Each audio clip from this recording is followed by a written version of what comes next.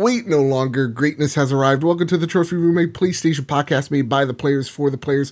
I am your host, Joseph. It is here on this very podcast where usually me and my best friend Kyle talk about the latest and greatest in PlayStation each and every week. But since the latest and greatest the greatest co-host, whoever will be, isn't here because he's sick with a tummy ache and flu, we got the next best thing. Mr. Todd Oxtra from Secret Friends Unite. How are you, Todd? It's me, Todd Oxtra from Secret Friends Unite. I'm sitting I've got my drive car ready to go, Joe, to talk about how we could run Nintendo with our PlayStation Nintendo podcast for you. I think you confused 3 different podcasts. Well, I had props. Doesn't that count? You know what? It does for me. Todd, how are you, man? I am fantastic, sir. Thank you. Man, you just killed everybody's ears, but I enjoyed it. Tim was driving off the side of the road. So, Kyle has the flu and like a stomach bug. And I'm just like, Kyle's just getting the worst type of luck this whole entire month. So, he couldn't make it this week, but I saw, I gave out a little help me message. We were like, someone please come help me. I need a co-host. It was literally just happened today. I was at my brother's graduation. I was like celebrating. I got the news. And then everybody just came out and was like, hey, we got this. I'll come. I'll help. And then you came in. You're like, hey, I got this. I go and I think to myself, Todd comes, invites me to his podcast all the time. I always have a great time. It's about time I return the favor. So that's why I have you on. I'm pumped to have you, by the way. I'm very excited because we got a lot to talk about, Todd. A lot to talk about. We're going to talk about State of Play. We're going to talk about Days Gone. We're going to talk about, I don't even know what, because it's been quite a day. But before we talk about all the news that happened in PlayStation, Todd, what have you been playing, man? Wowie wow. Finally wrapped up Mortal Kombat 11. Oh, how are you liking it? I liked it a lot. I am a sucker for bad video game stories, especially in the fighting game genre. Mm-hmm. The last one I played was Soul Calibur. That one was horrible because it was all basically just static shots of the characters with some background dialogue. That was it. Lame. Totally lame. Mortal Kombat, on the other hand, is fan-diddly-tastic. It's over the top. It's crazy. It's weird. I suck at those games, but I had a blast. See, that's the thing with me. I suck at fighting games. Like, I am awful. Like, I say this all the time. When it comes to Injustice 2, I hear nothing but amazing things about that game. Like, every time when people talk about it, people that are competent at that game, or just fighters in general, they're just like, this is one of the best fighting games, period. And I could not get past the tutorial part where you needed to jump and, hit at the same time. Like, I am that bad at fighting games. I'm horrible. So, you're not a big fighter. So, did you go online with it at all, or you just played? No. Why would I let 12-year-olds make me feel helpless? I have my son for that in Smash Brothers, Joe. Yeah, do not need any help. I have Jason Lacey to fear as well, but he's never come to challenge me because he's scared. But yeah, so not good at fighters, but you still found enjoyment. Is there a laundry list of difficulties where it's medium, hard, very hard, okay, punch my face even more type of where God of War is very easy, medium, hard, give me God of War. Is it that type of level of difficulty? I can do medium, and I will figure out a couple of static moves that I will just button mash, and I will have fun with it. Mm-hmm. And but that's about as good as I get. I understand how to do a throw. I understand how to do a couple of solid moves, but they added essentially an ultimate move, which made it so much more fun. So okay. I'm great at spamming that. And yeah, you just get the right. They have background mechanics as well. Mm-hmm. So whether it's either you can pull something from the background, like a sledgehammer just happens to be there. What would you do with that, Joe? Maybe build a fence. Yes. Yes. And then you would kill them with the fence that you made. See, there you go. Mortal Kombat. There you go. So, okay. So you played a little bit of Mortal Kombat. You really liked the story. You liked the game so far. Is there anything else you were playing? Resident Evil 2. Beat that. Yes. Played the Leon playthrough. I am going to wait, though, to play the Claire walkthrough for Halloween because I want a spooky, scary game. Ooh, that's a smart idea. That's a smart idea. Where do you rank Resident Evil 2? Like, are you a big Resident Evil fan? I am, although I have a couple of gaps in that. Okay. Resident Evil 3, never played it. Okay. Although I watched a friend played it at the time. I think it was Nemesis, right? Yes. So yeah, it's the guy with so the real that fucking where face. like it was a Mr. X type of guy, and the Nemesis kept on tracking you down. And then Code Veronica. Never got to play that. I owned a Dreamcast, so I'm like, why didn't I ever play that? And it's been out in other versions. But yeah, that's kind of my gaps. But everything else, 6 would be the only modern one I really didn't care for. Yeah. So with that, where would you rank the remake? Is it really that good? Because like I come in only playing Resident Evil 7, and I'm like, I really enjoyed 7. I was just like, okay, this is really cool. Playing RE2 remake, I was just like, holy crap, this is another level. Like, it was, I don't know if it's still my game of the year so far. It's fighting, but like, it's up there right now for me. It's just so much polish to that game, you know? It's wonderful. I enjoyed it. I never played 2 on the original PlayStation. I held off, and I was so happy I did. But I just love that the fact that they take so many risks with that series, and they've gone so many different directions with it, and each of them feels good. Like 7 is phenomenal. Yeah. 4, love that. Love that version of the game. That's why I bought the GameCube. Was Resident Evil 4. Yeah, and then just the remakes. And I do want to go back and play the original Resident Evil remake. I got it on PS4. I do want to play that. Okay. Well, I've been playing a little game. It's similar. Like, there's undead folks in here. That's Days Gone. I finally got to, well, I say, man, like at the end of the day, a lot of people are arguing whether scores matter, and that's something we're going to definitely touch on later on in the show. But like, I finished it. I'm probably even going to platinum the game because I only have like 5 trophies left, and that's just of me playing the game as I'm playing it. So I'm just like, I'm so close, might as well. But I have to say, at the end of the day, it definitely deserves the score it has. Like, the 72, I feel like, is totally where I land on it. And it doesn't mean it's bad, right? It just means it's good. It has problems, though. Like, this game could also be called Days Gone Loading Simulator, because every time there's a cutscene, there's something that ruins that momentum, and that is all of a sudden, like, you hop on your bike and you're like, okay, let's just start writing. Like in God of War, when you enter a cinematic, you don't even know. It's just so seamless. And when you're exiting that cinematic, it's also seamless. There's no loading screen. Every time you're moving forward in the story, even if it's just showing you 2 cutscenes, there's a loading screen in between it. And it just ruins this pacing and the storytelling of the game, and halts that just, again, that feeling of pacing within the story. Also, there's still some bugs to it, still some glitches that don't make any sense. I've seen a lot of people like in T-poses, which is you get to see more and more of nowadays. I'm just not a fan of it, but like at the end of the day, I feel like you could cut the story at least by 10 hours and you have a really solid game. If you could do something with the loading screen, that would be really awesome. But so far I play it, I'm just like, this is a really good game. I really hope this game gets a sequel so that they can take everything they've learned with the game and then fix those issues, because I feel like the writing is fun. Once you level up your shooting, the shooting is rewarding. And once you get to the hordes are so fun. They're actually like, you never feel, and this is when Days Gone's perfect. When you have a huge horde, Todd, like a 300, 400, like just horde of freakers, you never feel safe, and you can have all the guns in the world. I'm just like, that's when this game is perfect. When you're out in the wild, and no matter how much you max out all your skills, you have all the ammo, you still don't feel safe.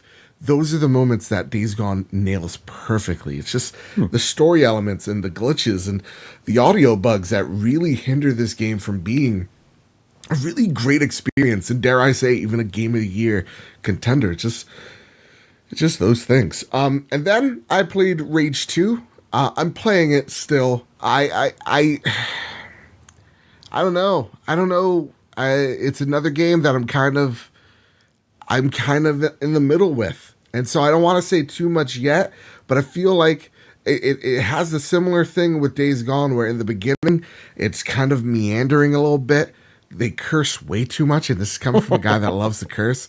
So like the beginning of the game is just like, man, you're just cursing because you want to sound edgy rather than you're cursing because it makes sense. Like it's like a believable thing. Is it a Ubisoft game? I know it's not, but that was like Far Cry 5. Holy crap. Oh God. Yeah. It's more like Bulletstorm Light. Oh no. Did they come up with like new ways to combine dick and tits? Not yet.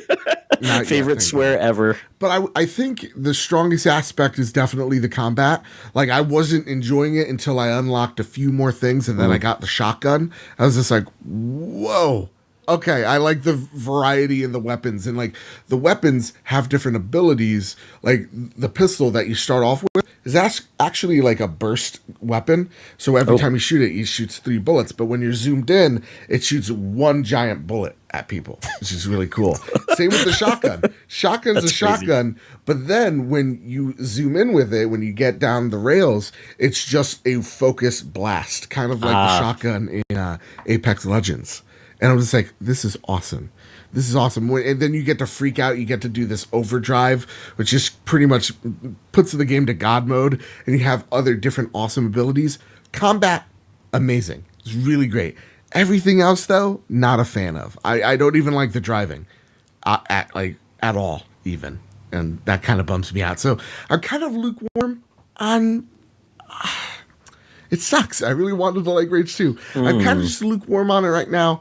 I'm going to get more of a feel of it within the week's time, and I'll get back to everybody on that. But with that, it's enough of what we've been playing. Todd, there's some things that came out in the PlayStation universe that we need to talk about. State of Play happened literally the day that last week's episode came out. So last Thursday, when our video landed of our predictions of what State of Play was going to be, State of Play landed. And what me and Kyle did was we kind of had our own little predictions of what would we get right, what would we get wrong. Everybody, I'm pleased to announce, and since Kyle's not here to back this up, it's now fact. I won that because I said Final Fantasy was going to be shown off. And I was damn well right. This State of Play was really short. It was about 10 minutes long. And here is from I was going to say GameStop, son of a bitch. GameSpot of all the things that they announced. Monster Hunter World, Iceborne expansion.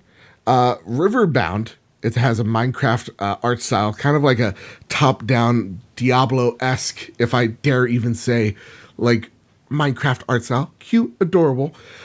Predator. Yeah, that Predator. Hunting Grounds. The makers of Friday the 13th are making that game. It's a PlayStation exclusive. Then we have Medieval. It's going to be launching in October 25th for $30. Then we have the game Away, which is a little sugar glider. He's adorable. I already named him. His name's Franklin. And then last but not leastly, Final Fantasy VII Remake, and it will remain episodic. Todd? Take a look at all these games they announced. So, and even Sony said, don't think of anything crazy. Oh, also, they announced a limited edition State of Play console.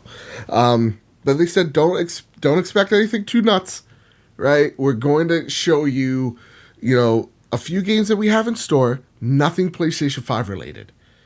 And so they kind of set the expectations rather low. Now, then there's some leaks and rumors that came out saying we're going to get a re-reveal of a game, and then a new game that's just going to blow everybody's mind.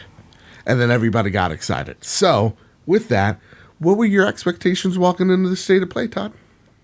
Well, I think they kind of even posed it as kind of like, a big look at Medieval, which I feel like was a red herring, because this was the Monster Hunter episode of State of Play. I mean, it felt like, it was a fantastic showing. Obviously, this is, I don't think there's any anything PlayStation exclusive about this. It's not coming first, but it was huge on PS4. Yeah. So that looks beautiful. It's just the game I've not played, but it's supposed to be even bigger than the original game, and you can get the deluxe edition with the original Monster Hunter. So it's obviously opening doors to people who might have stayed away from it. Yeah. Really cool. Thought about that. River Bond kind of reminded me of like an Gambit Hero style, with a very pixelated look. Very cool, but probably a game I probably will overlook, as most people probably will. But Medieval, I'm totally excited about that game. I really missed that game on PS1. And it's right in my wheelhouse. I love those action platformers. Action games with wacky mascots and things like that. Kind of has a Nightmare Before Christmas aesthetic, so really enjoy that. It's only $30. They're going into their wheelhouse of their old franchises, which is great because they can do that now. I don't know how much nostalgia is there for it, but still kind of cool that they're doing it. Away looks like Dangerous Creatures Part 2 HD edition. No Billy Bob Thornton, I guess, in this one. No. They couldn't afford Billy Bob. No. You knew that in Dangerous Creatures, right? Dude, I had to. For a second there, vaguely, by the way, I had to think: is Billy Bob still alive?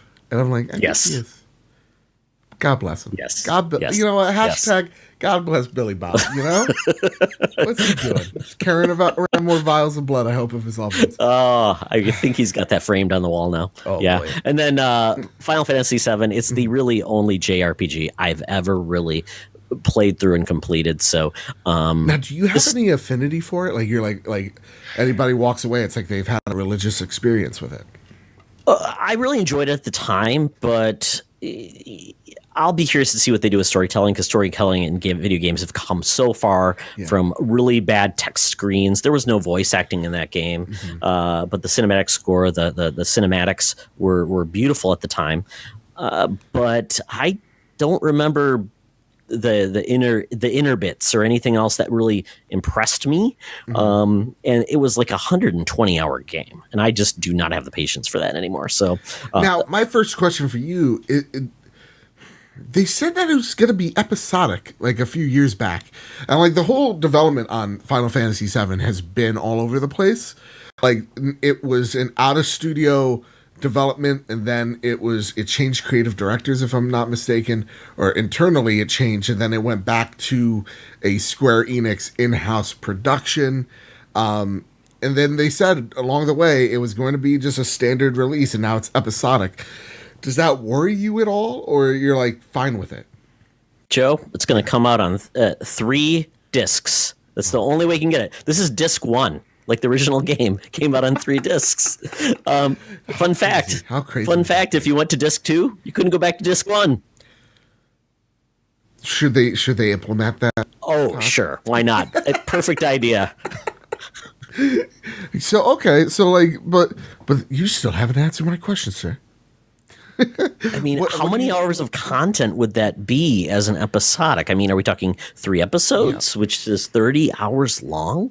I mean, they could charge a 30-hour experience. How much could they charge for that? I mean, that's significant. Like, okay, so now if I was you, nothing elaborate this time, but he's probably the Illuminati. You're in control of Square Enix. You have literally thrown all the executives out the window. You're like, you know what? I said it's not going to be elaborate. Now it's just it's a massacre. It's a bloodbath. Square Enix Corp. Shoes taking control. You get to decide. Like, it's an episodic adventure. Is this a 3-part? How much do these games run? Like, because if you're Square Enix, you're like, oh, we have the fans by the nuts, right? We have the power here because everybody loves Final Fantasy VII. As long as we deliver them a good experience, could they charge $60 a piece? If these are 30, like, because you said it's a 120-hour game, Todd. Yeah, breaking it up, is that really horrible? I could see them doing like $40 per episode, buy now for $100. But that still would be a tough ask. I mean, what's the last standalone game that exceeded $60? Can't even think of one. Like you could get an experience like Apex or like Fortnite, right? And I know they're different games, but like free. Skyrim, $60, and that game with all the mod support could last you forever. That's tough, because for me it worries me, because I'm just like and I have no attachment to Final Fantasy VII or Final Fantasy in general. Okay, I get it. All the people, they're very beautiful. Okay, they're very beautiful peoples, very attractive. I would date every single one of them. Ignis, the because he cooks, I date him in his heartbeat. But I don't have any attachment to the series at all. So like for me, I see $60 per episode. I'm just like, yikes, pass. You know, I just, to me, I think, yeah, like when you take a step back and you're like, well, Red Dead Redemption is an amazing game, $60, right? Or like Persona 5, that's 100-hour plus game, $60, you know? So like, I don't know. I am a little skeptical. I would like to know what the audience thinks of that maneuver by Square, because for me, I don't know. I don't know personally. But with that, Todd, what did you think about the state of play in general? Did you love it? Did you hate it? Did you like indifferent about it? Where were you at? I think it's a simple execution. They don't overstep where they should. Yeah. They don't have like an iconic character or a like a Shuhei doing anything to do with this. Right. But I just watched the Mario Maker 2 Direct. Yeah. It was just a woman talking through the pieces, and not a woman that we know who she is. Mm-hmm. Nobody's there, and nobody will probably complain about that. Yeah. And I think that's fine. The information's there. You get enough of a feel for what they're offering. It doesn't overstay its welcome, except for the Monster Hunter bit. I like it. I like it a lot. And I think there's more they can do with it.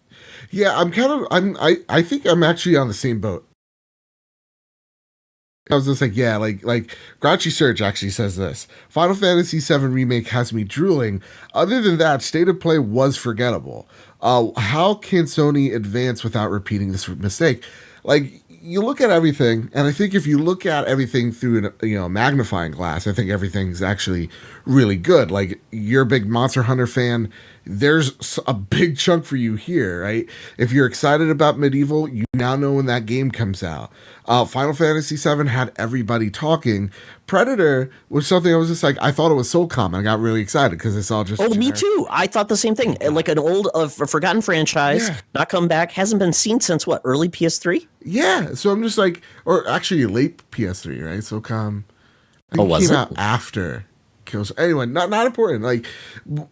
I thought it was that, and then when I saw the Predator, I was like, I forgot that there was even a Predator game on PlayStation. I was like, oh, why? And I immediately I think of the horrible Predators movie that just came out.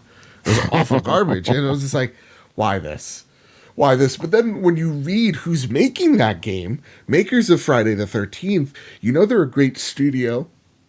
That they have Sony money backing them. So it's going to be a fun experience, isometric. So when you take a magnifying glass to it, I think it's decent. And also Sony said it to say, this is not going to blow your socks off necessarily. They said this is a short 10-minute presentation. We got some games to talk about, but that's about it. So I think we were kind of psyching each other up. I think for Away, the Sugar Glider game, kind of forgettable. What I mean, kind of really. And the Riverbound, I didn't really care about. But yeah, I think when you look at it, 10-minute presentation, it was all right. What can they do to make it not forgettable? I think what they really need to do is just have something to say next time. Rather than, I feel like they had this out here because Final Fantasy VII is going to be at E3 and Sony's not. And so this was them going, whoa, whoa, whoa, whoa. Here's Final Fantasy VII. And guess what? We have some type of weird exclusivity with it. That's why I kind of feel like this thing existed. But other than that, I don't know. I don't know what they can do. Just have something to say, I guess. How many how often do you think they'll be doing these? That's actually a question, Todd. That's a Kyle-like question. That's why I bring you on. I hope not to say every other month, but I think to answer that question, I think when they have something to say, they should have it out, right? Like they shouldn't be like, what everybody's like, oh, Nintendo always has a direct every January. That means there has to be a direct every January. I think the cool thing about them not being at E3 this year, PlayStation, is they don't have anything to say, so they're not going to be there. And they didn't completely close the door on E3. They're just like, nah, we're going to do our own path right now. So I think when they have stuff to say, I would like to say somewhere in the 4 range, if I had to put a number on it. Mm-hmm. Yeah, what about you? Well, I think I solved how you give this thing some personality. Ooh, okay. You know who probably needs some work right now?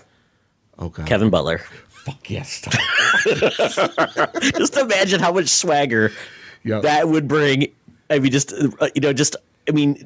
the classic Will Ferrell, over the top, full of himself, kind of oblivious, kind of speaking blither blather about video games. Yeah.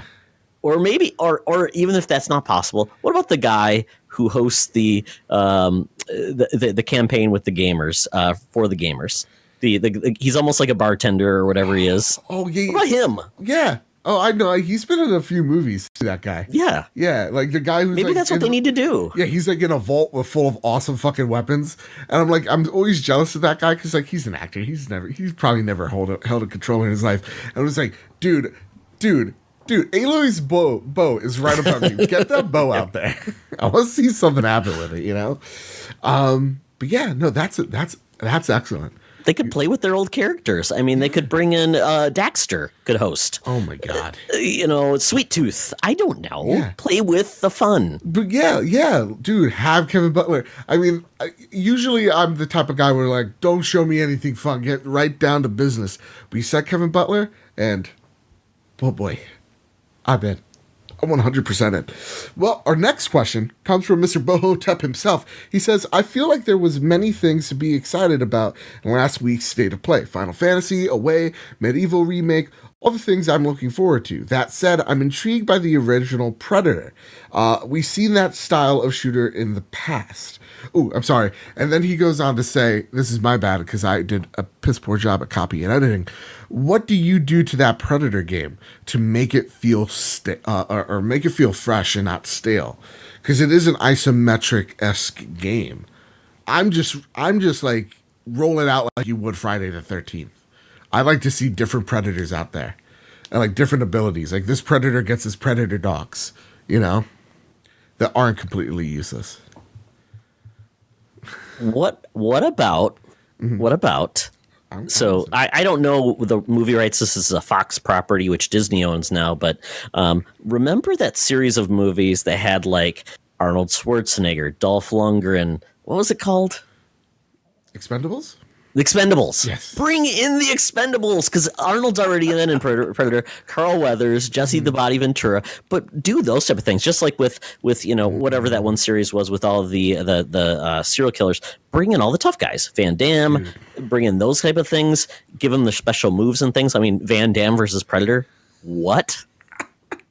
Dude, I'd be 100% in on that. That'd be pretty dope. Yeah, just give me a good game, man. Give me one thing with Friday the 13th that sucked was the servers for like a month, right? Mm-hmm. So like give me servers that aren't Nintendo Online servers and we're talking, With that, let's get to the next story. Let's talk about Days Gone lifetime sales, passes the lifetime sales of God of War in Japan and The Last Guardian in just 2 weeks. Todd, would you like to read this story for me? Sure, Joe. Days Gone is a smash hit in Japan. The apocalyptic open worlder, which has topped the local sales charts for a second consecutive week, according to Famitsu, has now moved more physical copies than God of War, Detroit Become Human, and Last Guardian have managed within their respective lifespans. The title's been available just 2 weeks. It's not just the land of the rising sun where the release is outpacing expectations. Deacon St. John's inaugural outing has enjoyed 3 consecutive weeks at the summit of the UK sales chart and is faring similarly strong across continental Europe as well. It's really doing surprisingly well. Like, I saw this game, when I saw the reviews, I was like, well, this is Sony's first dud. Like, there's no way. Is this on Game Pass, Joe? Take that, Sean. Take that. That's all you have there. Zing! Damn. We're such dicks. But no, like for me, I'm just like, well, this is Sony's first dud. It's not gonna do that great commercially.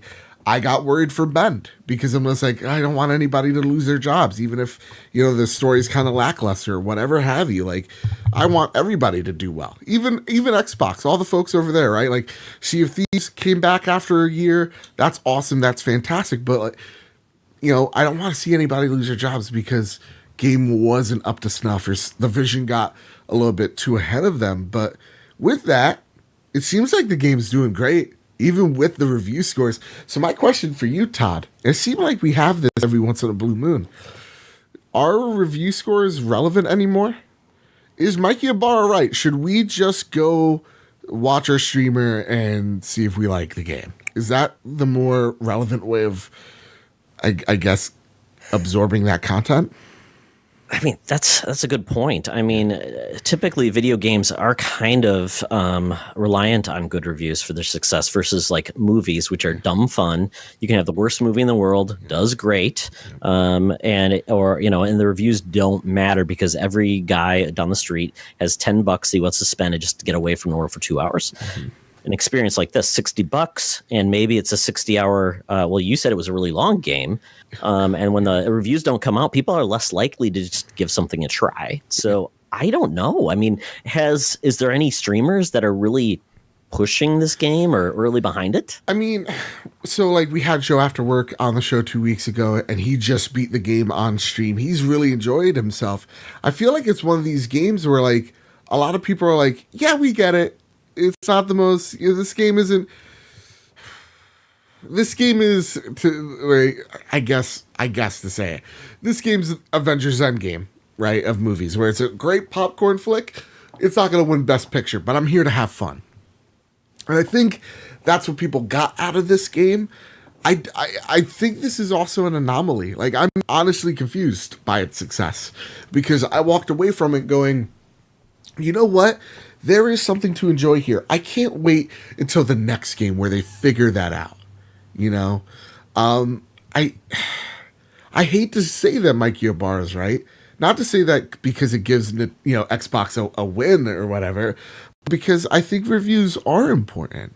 And when we see people like belittle the work of really talented writers because, you know, their review didn't match your expectation or whatever the fact may be, it kind of sucks because reviews do matter.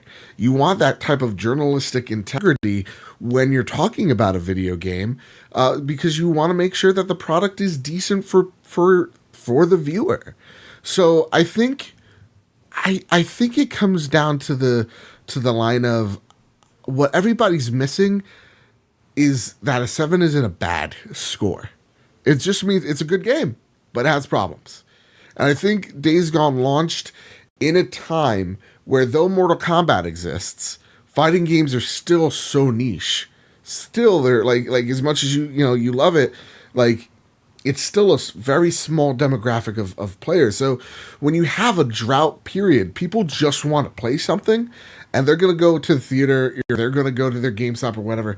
They're going to escape that reality for whatever time they need. So like, you know, like Avengers Endgame, perfect example. This movie's so big, Pikachu couldn't even take it down in its first week, right? Like it's doing phenomenal because the reviews are so well. I think if this game came out in February, where, you know, it was Anthem and it was, you know, laundry list of other games, this game came out in March with The Division, I think this would be a totally different story because the competition was there. So like for me, I don't think it's because reviews don't matter. I just think people saw the score, they wanted to play something, and there it was. You know, they're just like, all right, I'll do it. You know, I don't know. Maybe that's just me. What do you think about that? I mean, people come to PlayStation for these type of style of games. Yeah. This is where they've set their mark. This game, I ultimately probably played well to the general audience that may not look for reviews. And quite honestly, the only thing I compare this to that had the exact opposite effect was the Order 1886. That game got horrible reviews and also did horribly, financially as well. And I don't know if that team, Ready at Dawn, will ever I mean, are they still around? They make VR stuff. They make a lot of VR stuff. That's right. Okay. Something. They make a lot of Rift games, if I'm not mistaken. Okay. But yeah. Did they make the spooky scary game? Spooky scary skull. Remember where you could choose your oh God, what was it called? Oh, they're making oh God, what was the name of it? Until Dawn. Or no, that's Supermassive. That's Supermassive. Yeah. Damn it! Apparently, Dawn threw me off. Yeah, apparently, Man of Medivh or Medivh, World of Warcraft reference. Kyle, you see that? You're rolling your eyes. I get it. Yeah, the Man of Medan is getting pretty solid reviews. Okay. Or whatever previews. Anyway, neither here nor there. Yeah, there it is. You know what? Days Gone. I'm happy you're still a thing. This probably means you're getting a sequel. So let's see what you do with it, With that, Todd, let's get to the next story, shall we? Let's talk about The Last of Us Part 2. Okay. The Last of Us Part 2 release approaches as the game nears the end of development from PS Lifestyle. But a recent tweet from Naughty Dog developer might point to evidence that the game is closer than we thought. To provide context, The Last of Us 2 Part 2 co-director Anthony Newman sent out a peculiar tweet with some evidence that we might be seeing the game soon. A lot of awesome positions open to help us close out this game. I especially want to highlight the melee animator position. I guarantee you will be working on some dope, in asterisks, animations, working with my good friend at Lethal Sword Skull. You like that? I like that tweet. I like how that guy, Lethal, whatever his name is, I didn't do enough research. At least I'm honest with you guys, right? At least Lethal, I would love to see when he's signing a check. It's like, and how do you spell that? It's it's capital L-E-E-T skull. Like the words you want me to write out sword and skull. No. Just the image of a sword, best you can do. Skull, best you can do. Has to have two eyes. You can make the eyes crosses, whatever you need to symbolize. Taking the smiley face over the dotted part of the eye to extremes. Or else Bank of America is not going to take it. It's on my birth certificate. Jesus. So with that, I put this story in here because obviously I've been a huge advocate of all these little rumors and leaks and stupid stuff. I've been very, very big on pushing those stupid stories out. I don't need them. There was one story that said it was going to be in October 2019, and then there was a store in Guatemala leaked that it was going to be coming out in September 2019. And I'm just guys, are we really trusting the Ecuadorian GameStop that come on now? Not to say that Ecuadorian GameStops are lesser than, but bodegagames.com. Yeah, exactly. You know what I mean? So with that, this game's coming out in September, right? I hope so. Yeah, but man. Does that make sense? No. What, you want it sooner rather than later? I just kind of felt that the standard progression would be we ended PS3 with Last of Us, on PS4 with Last of Us 2, getting the HD Super Edition on PS5. Yeah. I thought we'd get one of the other games this fall. Hard edit. So we lost internet connection. Everybody's fine now. Okay, Andrew House wanted to pull a little trick on old bad bit, but you can't get one over me, okay? Which we'll talk about you, Andy. We'll talk about you in a hot second. But we're talking about how you were expecting a game to come out at the end of 2019 because they still have a bit of road left in terms of the games that they have, right? They have at least 3 big hitters with Ghost of Tsushima, with I was gonna say Days Gone, oh my god, with Death Stranding that I thought was gonna have a trailer out, never happened. And then with The Last of Us kind of closing out this generation, if we have a year and a half left, that doesn't give a lot of time for these games to actually come out and maybe even kind of eat each other's sales a little bit because they're so close to each other. So with that, Todd, I got a question for you. Do you think that there's still time left? Do you think that one of these games could see a 2019 release date? And which one? I would hope so, because without that, you've got Medieval, maybe Dreams, and maybe, obviously, third party will be strong. I'm not sure what that big third-party game is because they've still got the exclusive with Call of Duty. Yeah. But there's probably no, Destiny big launch. Right. And you could assume because Xbox has been so buddy-buddy with Borderlands that they have something with 2K, right? Xbox has something with 2K. So, like, when you look down the holiday pipeline, because E3 is not here yet, we don't really know what games are going to be primarily focused on PlayStation. What game do you think is coming out first? Because we saw they wrapped production of the game, or at least shooting of the game, a few weeks ago. So, like, this game is not near completion. I think it's again, maybe it's focusing on some cutscenes, and they got some levels right now, but I still don't think that game is ready at all. So Ghost of Tsushima and Death Stranding have to fight. Which one makes it to 2019? Which one gets put on the back burner? Oh, God. I know. That's a tough one. That's a tough one because Ghost of Tsushima, I mean, honestly, we've only seen what they showed at E3 last year, and it's been dead silent.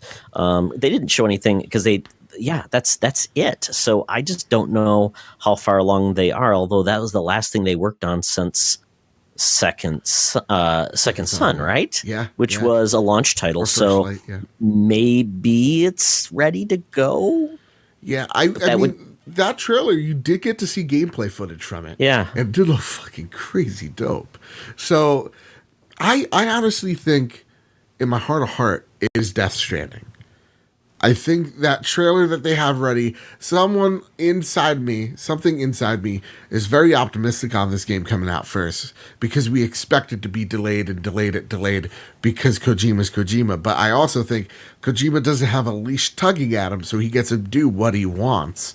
So I honestly, God, think Death Stranding is a spring release. I would love to see that happen. Spring 2020, let's go. I think so. That could work. That could definitely work. And then they could remaster it for PS5, same time the following year, and have something else for people to play with. Obviously, they could still play the disc in their PS5. It would work fine. So, yeah. With that, let's get into the next story, shall we? Let's talk about some Moss DLC, because I love me some Moss. So Moss DLC, yes. Moss is getting a free DLC chapter called Twilight Garden from PS Lifestyle. Thank you for that article, gentlemen. Moss is definitely one of PSVR's flagship titles, so jumping into Twilight Garden will seem like a no-brainer, especially since it's... Thank you, Steam, for Steam, damn it, popped up. Gabe Newell! Come on, Gabe. Damn! He knows you're doing a PlayStation show. He's like, Epic is taking all the money from us. Is that Steam store still on PlayStation? No. Gabe wishes, though. Gabe wishes. Anyway. Yes. Okay, so Moss, it's going to be a free piece of DLC, although you will need to own the base copy of the game in order to play through the add-on. Thankfully, you can grab Moss on the PSN for around $29, which is well worth the price of entry, especially if you like mice. Hell freaking yes. Have you played Moss at all? It was one of the few demos I ever did on PlayStation VR. It is like a storybook come to life, and you've got your little mousy man fighting people. Yeah. Quill is a fantastic little character. She's awesome. She's like... The story alone, making you part of the story, the reader, and Quill being that protagonist that you control. The pop-up book aesthetic, the way that you manipulate the environment to solve puzzles, to fight all these different monsters, it's awesome. This DLC, though, comes out of nowhere, like an RKO. So my question for you, sir, why? Like, why not just save it for a sequel? Or is this a prelude to a sequel, do you think? It's kind of weird because it's not like they've announced this widely, and I don't know how they bring it to life. This would have been perfect for the State of Play to say, oh, by the way, remember Moss? This is coming out, it's free. I don't think, this is a weird strategy to do this because I don't know how they get a big pop unless they make this a PlayStation plus game or something like that, but free DLC plus a free game, I don't know. They could have made the DLC free on PS Plus. That'd been smart. Yeah. Well, this DLC, if I'm not mistaken, yeah, it is free DLC, which is pretty cool. They're not making money off of it. They just kind of want you to remember that Moss is a thing, I guess.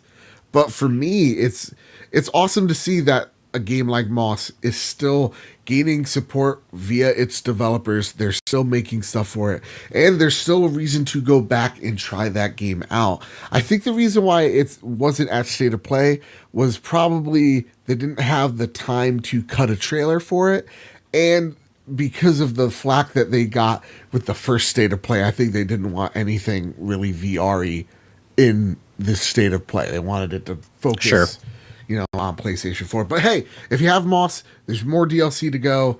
Get, play, and have fun. It's coming soon. With that, let's get into some Ghost Recon Breakpoint. This is not Point Break Ghost Recon with Patrick Swayze, apparently. Darn. Ghost. There better be some like illusions too. Surfing. Yeah. Yes. Ghost Recon Breakpoint infiltrates PS4 on the 4th of October. Mm-hmm. Thanks, Push Square, for this article. Ubisoft's gunning for the complete co-op experience with Ghost Recon Breakpoint, which was officially announced as an open-world tactical shooter for the PlayStation 4 today. The military shooter's also trying its luck in the holiday release slot following the enormous success of its 2017 predecessor, Ghost Recon Wildlands. It's due out on October 4th. That's my birthday. And just because of that, I might buy it because of my birthday.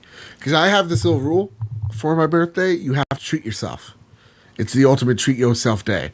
So you go out there, you have your ultimate cheat meal. You go out there, you buy that thing you want. Because it's your day. Nobody could tell you different. And when you go, Joe, I shouldn't be buying this, or I shouldn't be slapping babies because that's what I want to do on my day. I go, Joe, you've earned this. Treat yourself. You slap as many of those dumb kids as you want, It's free day, Joe. Yeah, I am a fan of free birthday gifts on my birthday. Oh, well, free. Yeah. Well, they should be free if they're birthday gifts, I guess, right? Yeah. No, for me, I'm just like, I walk into a Best Buy. But again, kicked out because I keep on I slap random people. It's not even babies at this point. I'm just like, bam, it's my day. And they're just like, can I help you? Backhand, Anyway, just trying to talk myself out of the corner, just putting myself in other corners. No, does this excite you at all? Because for me, you just watched The Division. This game, kind of, you're just another army dude. Yeah, this time in the jungle, but why? I don't know. Not feeling it as well? No, I have no interest in any time Clancy game ever. What about Shade from The Walking Dead? The Punisher's in this one, though. I didn't like Punisher on Netflix. That's fair. I didn't finish it either. Everybody's like, he's the best Frank Castle. I'm just like, all right. Bullets are a superpower. Yeah, pretty much. I don't know. But watching a lot of Barry, though. Barry's a great show. I need to watch that. Oh, my goodness, freaking gracious. All right, let's get to the next story. I'm not even going to put that in the show notes because I mentioned it literally because we mentioned it last week. And if I don't do it, someone's going to be like, but Joe, you mentioned it last week. You didn't mention it this week. What are you nuts? I'm like, yeah, you're right. Exactly. Let's talk about Ubisoft real fast, shall we? Yes. Ubisoft says tweets about potential new Splinter Cell are jokes. IGN says the Division 2's creative director may have just revealed a new Splinter Cell game in the most unceremonious way. With a glass of vino in his hand, Julian Garrity tweeted, "Working on our next Splinter Cell with @Dan Hey Now and Roman Kamanar in #Leon with #Lethal Sword Skull." Callback. Oh my god, they spelled his name perfectly. That's correct. Exactly. Stupid. Yeah, and then they go on to say that they're gonna be can't wait for E3 crossover with the crew, with the creative director there, and then he's like only missing Ghost Recon, which that's not true. There was an expansion to it, and Rainbow Six game, but they're on their way. And then he just gave a shit ton of hashtags for other games in the Ubisoft #Rayman. scene. Yeah, so Ubisoft says it's an elaborate ruse. And they go on to say, and this is their quote, after the seemingly drunken tweet, they say this, quote, Julian was obviously joking, as Julian likes to do. This is literally a PR person going, Julian's joking. Julian loves to joke. It looks like our creative directors are having fun right now. We do not have any announcements to make at this time. My question for you, Todd, who's telling the fucking truth? What's even real anymore? Life? I doubt it. This is so weird. I mean, how does this happen? Is Yves Gaumont sitting there drinking with him at the time going, oh, you should do this. It would be hilarious. Ha ha ha. Wee wee wee. I'm French. Yeah. I don't know. Dude, because they've been teasing this for months now. Like, even years. Just like, people are like, where's Splinter Cell? They're like, yeah, we know that there's been, so like, and then PR guys comes in. Yeah, we know that people have been wanting it. When it's the right time, I think we'll get another Splinter Cell game. It's like, you know the fucking truth. And yeah, he's giggling with a little, little cup of Pinot Grigio or whatever. That's wine, I think. And he's like, ha ha ha. And he's twisting his little mustache, which he's always had, by the way, but he's just disguised it. He puts makeup on every time he's out. He actually has like the Joker from Batman 66. Absolutely, dude. Absolutely. He puts a little makeup, a little foundation on it, can't see it, and then he wipes it off, and then he just curls it. He curls it in his little dorm, his old dormitory, like an evil genius he is, because he knows we want this. Right? Yes. What does this say for E3 for Ubisoft? Did this just raise the stakes for them accidentally, or do they have something for us, Todd? Did he hashtag Canada Walmart? No, not at all. That would be so fucking good. Because that would be even worse, because it'd be like so obvious. Dude, at the end. He should have done that. If he tagged him, I would have lost. Oh. Yes. Yeah, What do you think? I mean, obviously, with the one Splinter Ghost Recon game coming, I mean, this could make sense for a February timed game. Yeah. So E3 makes perfect sense. Xbox has all the stage ready for them to have a crap ton of things. I don't think they're gonna have a lot of first party stuff for this E3 anyways. So this is perfect. Go back to their heritage. Splinter Cell is definitely tied to Xbox. It makes perfect sense. Yeah, I think because right before the show started, the Skull and Bones game that they're working on has gotten delayed, but they're still thinking of 3 games that are going to be in their financial quarter. One of them they talk about being Ghost Recon. So if Ghost Recon's one of the games, and then you have Just Dance, you would have to assume is there because it's always there, then it leads to that February time where they seemingly have a game. Like this year it was Far Cry and The Division. Last year it was Far Cry 4, right? So I think it makes sense. I don't think this is a joke. I think this would be a step too far for the goddamn French to do. To go all the way to E3 just to retreat? Come on, guys. A baguette too far. Exactly. How dare you? Oh my God. Todd, I need you to do something for me real fast. Okay. I need you to hold on to something. Because it's a little segment we like to call Prepare the Drop. Now, every single week, the latest and greatest of all things gaming drops on the PlayStation Store. But because there are so many games, literally, sometimes there's like dozens upon baker dozens full of games that drop each and every week, I'm not just going to read you a list of all the games that came out. That's not fun. What we're going to do is we're going to take our top game of each week that excites us the most, read about it, read the little description, and then talk about why we're excited for this game. Are you ready? I am. Do I still need to hold on? Okay. Okay, I'm ready. Okay, all right. Todd, what's your pick? I have a nit to pick first. Oh, Mr. God. PlayStation Store, man, you have games here. Some you can click the link to the actual game on the PlayStation Store. Half of them you cannot. So then I have to look up the game on Google. Come on now, Mr. PlayStation Store, man. Yeah. Fix it.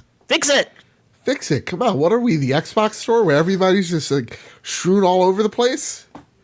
I mean, it's a smorgasbord because I had to look these all up because I'm like, what are these games? Yeah. And at first I was Rage 2, Joe, okay. But take it the easy way out.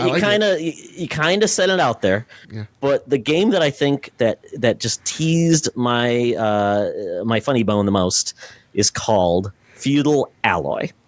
Ooh, A 2 is an ordinary fish-controlled farmer robot who lives in a small cottage in sunflower fields. He had been living in a simple but pleasant life until a bunch of outlaws attacked the village, stole their oil supplies, and burned his house. Fortunately, he managed to grab his old sword and fled in the woods. This is a fish in a bowl with a robot body with a sword. I watched it. Yeah. It is very fun, enjoyable, arcade, action platforming. It looks adorable. I love the fish. It reminds me of Headlander. You know that game? Yeah. Same type of aesthetic. I really thought you were going to go with Castlevania, the Castlevania collection. I'm surprised you didn't. I wanted to. Platinum? No, the fact that there's no Castlevania 2 in it. Oh, because they remastered it, right? Well, no, they put the Game Boy Castlevania 2 in it. That's so weird. Why do they do that? Why do all these games do Kid that? Dracula, come on. Yeah, they're like, oh, like here's the Mega Man collection, but here's Mega Man 2 on the CDO. Like, what the? Why do this? Why do this? Mega Man Soccer. We want to play it. Why? Why do this? It's just like the PlayStation Classic over there, putting the PAL versions on this thing, and the games are looking god awful. Why do that? Why put the lesser versions? Don't you want this thing to sell? Wait for Castlevania Collection 2, apparently. Yeah. The Konami figured their shit out collection, which that's never going to happen. That's mine. Okay. Sorry, that triggered me something awful more than it really should have. So I have a fake pick because I wanted to trick you out on this because honest to God, this is what I picked before because I know Kyle hates when I bring it up because this is a PlayStation show. I was going to talk about Plague Tale, Innocent, which is follow the grim tale of young siblings Amisha and Hugo. Ooh, Amelia and Hugo. I like that. A heart-trending journey through the darkest hours of history. Hunted by the Inquisition soldiers, they never see them coming, and surrounded by unstoppable swarms of rats. They must struggle to survive against overwhelming odds and find purpose in this brutal, unforgiving world. Now, I would pick that, but guess what I found out literally yesterday, Todd? World of Warcraft Classic is coming out August 27th. Okay. I am so in on this. It's the only thing I've been thinking about. You want to know how in on this I am, Todd? There's a World of Warcraft 15th anniversary edition collection thing. I have no idea what's in this box. I have a slight idea. It's literally $100, and it comes with a statue of Ragnaros in it, and he's dope, and he's like gold plated, and I immediately pre-ordered it. Because Loktar Ogar for the Horde, I'm so in. Give me the nostalgia. Give me Terran Mill. Give me Terran Mill. Give me the Hillsbrad Foothills PvP. Give me the old Scarlet Crusade dungeons. I'm in. Okay? 100% in. Even the dungeons that didn't make sense. I want those. I'm looking at you, MC. Molten Core, you sucked as a dungeon, but I can't wait to get 39 other people, Todd. 39. And try to do some damage. Are they bringing Leroy Jenkins back? Probably. They'll probably have him on the Leroy. Remember this? Remember this is always going to be immediate. Leroy Jenkins. That is so crazy how that one phrase. It's now in all media, right? Like there's certain show like Talk About Barry. There's one part where he's like Leroy Jenkins. I'm like, no fucking way. Seriously, yep. How old is this? But people still remember it. Okay, I'm in on this.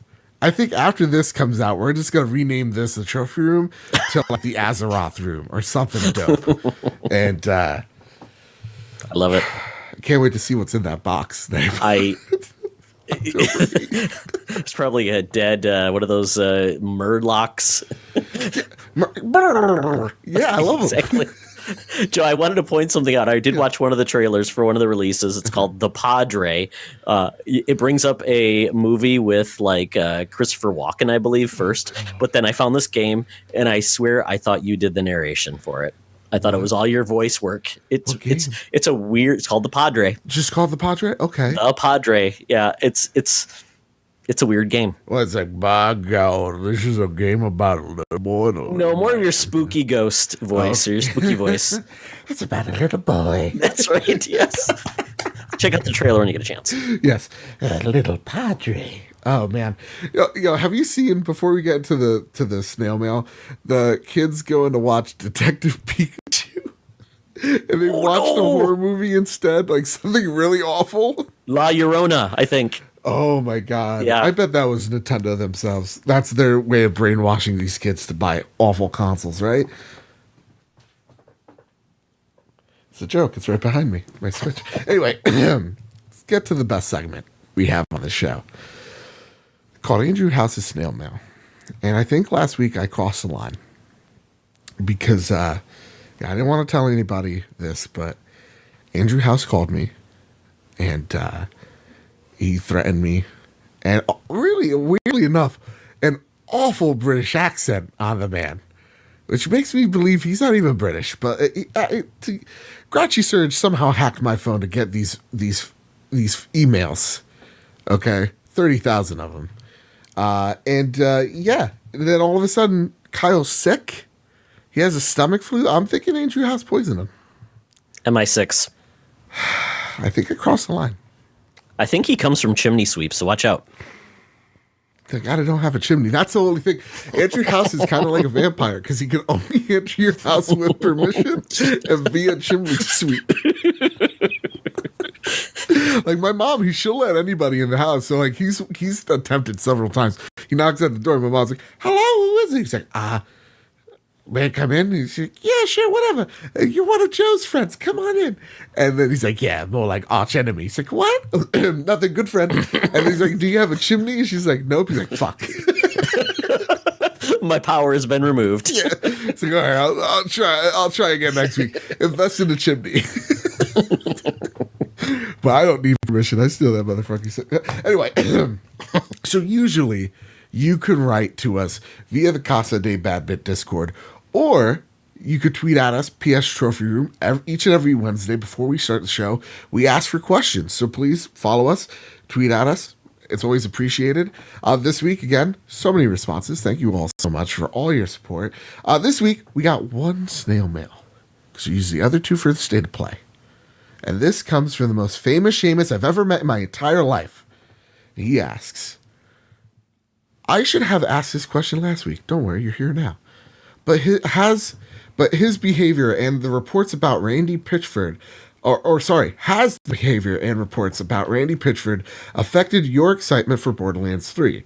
I'm going to be honest, I want the game, but I don't want to reward the guy for being an ass. This is a great question because last week, or maybe even the week before, I didn't want to kind of tarnish Borderlands 3 with Randy's bullshittery, I guess. With the Borderlands 3 gameplay reveal, Randy Pitchford kind of said something on stage. He did. He said that there would not be any microtransactions in Borderlands 3. And there are. And they had to clarify that, and Game Informer did their due diligence, and they said, Randy Pitchford's wrong. There are microtransactions. In turn, Randy Pitchford threw a fucking fit on Twitter that lasted from 2 o'clock in the afternoon to 3 in the morning. The man's a chaotic mess. Yeah, I know. But it gets even crazier. With him going on a tirade about why, asking Game Informer, I mean, I said this in a quote like 2 weeks ago, but like, as a CEO of a company asking in a public forum like Twitter, why would you fuck me on this, is beyond me. Like, saying anything of the sort is beyond me when you're a CEO of that type of company and you're acting that childish because people caught you in essentially a lie. Then the voice actor for Claptrap comes out and he's like, well,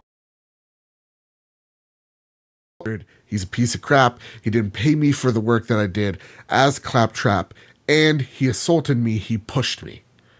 And Randy Pitchford doesn't really say anything at this point. This is crazy. It's all off the top of my noggin, so I could be wrong. Just letting you guys know. And then there recently, as of like recording this episode, there is another former employee that has corroborated with that story, and it lines up.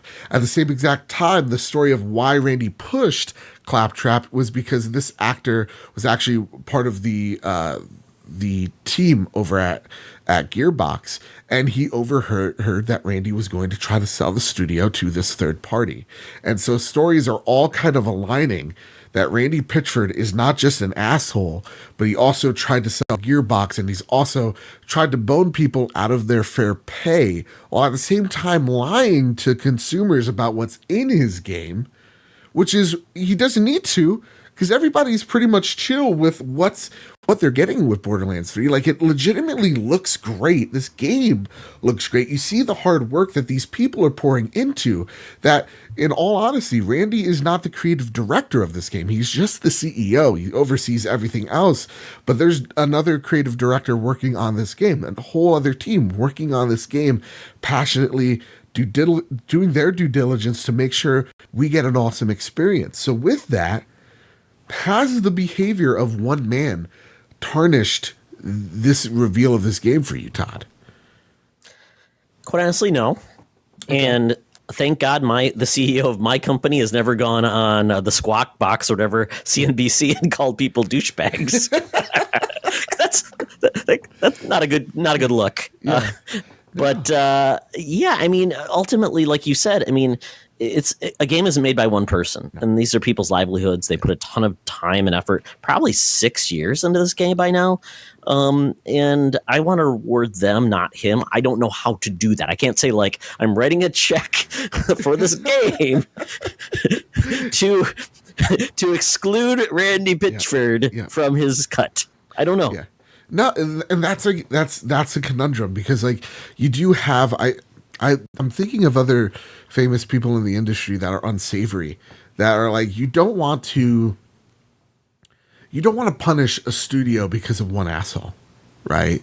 Like, you know, Randy Pitchford has other very shady things. We talk about Medieval Times of him, how you should never go to a Medieval Times of Randy Pitchford, because he may or may not have watch like, child pornography on a USB drive that he left out of Medieval Times, a dinner and a tournament, and apparently a haven for miscreants like Randy Pitchford. But like, with that said, I don't want to.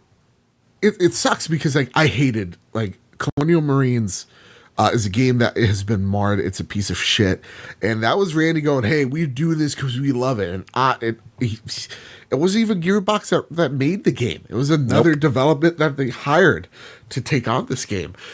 Same with Duke Nukem Forever, right? Like, he's done very shady things to bone over consumers, while at the same exact time, Gearbox has made an amazing trilogy that people really love, that connect to with Borderlands. So I would like to say that, for me, has it killed the excitement for Borderlands?